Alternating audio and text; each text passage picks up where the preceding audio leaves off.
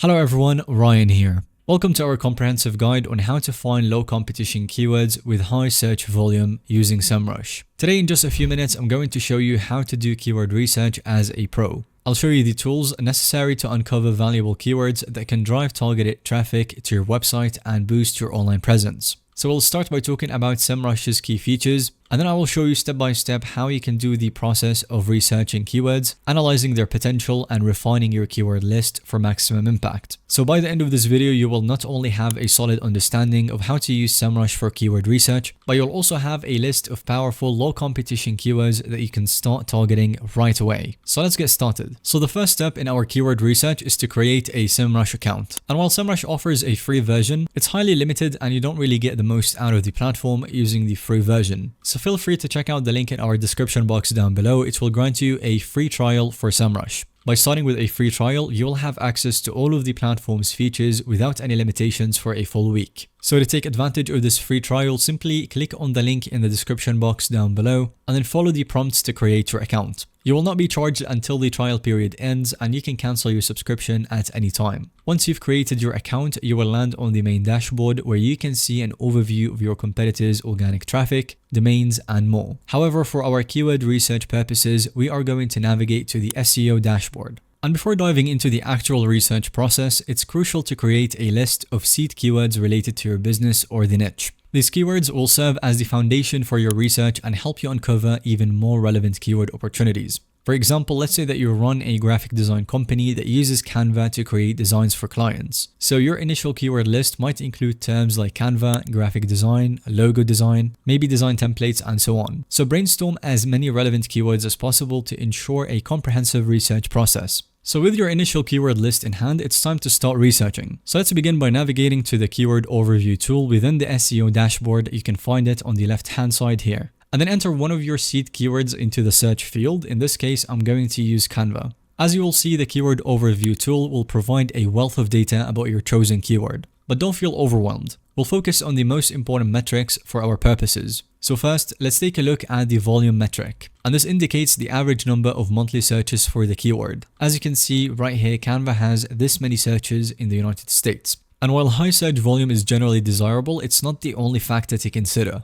And that's because of the keyword difficulty. So if we take a look at the KD score, which ranges from 0 to 100, it reflects how challenging it would be to rank on the first page of Google for that specific keyword. So the higher the score, the more difficult it is to achieve a top ranking. For Canva, the keyword difficulty is extremely high, making it a less attractive target for our purposes even though it is a very high volume. So to find more promising keywords, we can experiment with different locations and long tail variations. For example, if you change the target country to a different one, we can see a lower search volume but also a lower KD score.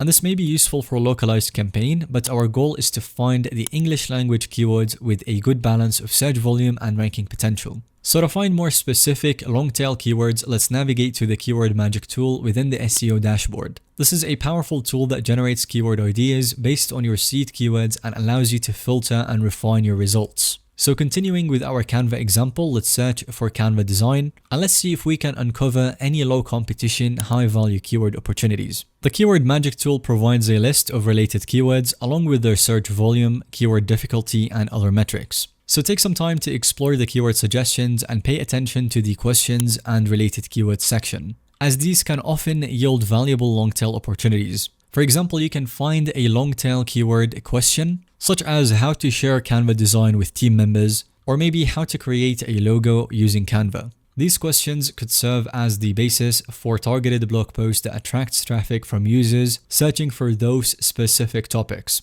So in evaluating keyword opportunities, consider factors like the search volume, the keyword difficulty or the KD, CPC or cost per click, and the competition. Generally, we want to aim for keywords with a good balance of search volume and low competition so that you can maximize your chances of ranking well and attracting qualified traffic. As you explore the keyword magic tool, take advantage of the various filters and sorting options to refine your keyword list. You can filter by keyword difficulty, search volume, CPC, and more, and even include or exclude specific terms to better target your niche.